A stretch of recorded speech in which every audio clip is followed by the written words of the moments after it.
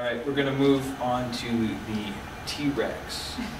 All right, the T-Rex is generally done by someone who wants to hug, but is generally very uncomfortable hugging.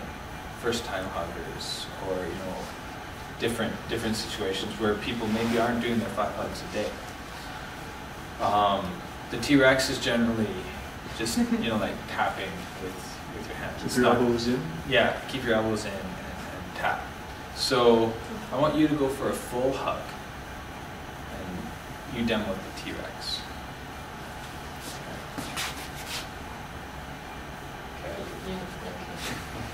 Is rubbing okay too, or does it have to be tapping? Well, it's generally you're just not really sure what to do. Okay. So you're not. These are people who aren't willing to commit to the hug. Generally makes for not very. Why? What type of a person generally is a non-commitment hugger? There's a lot of people out there who they don't feel comfortable hugging. They want to. They want that personal contact, but they don't really feel comfortable hugging. Do you think is it a social phenomenon? I think it is. Just people who feel uncomfortable in social situations. My advice about a T-Rex hugger is to hug them every opportunity you get. Oh.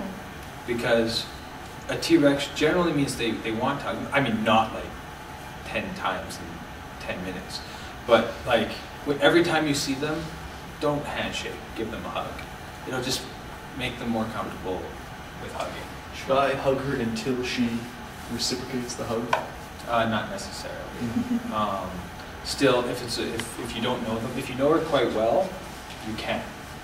But if you don't know her very well, still follow the 3 to 5 seconds. Is my goal as the hugger to break her out of her shell?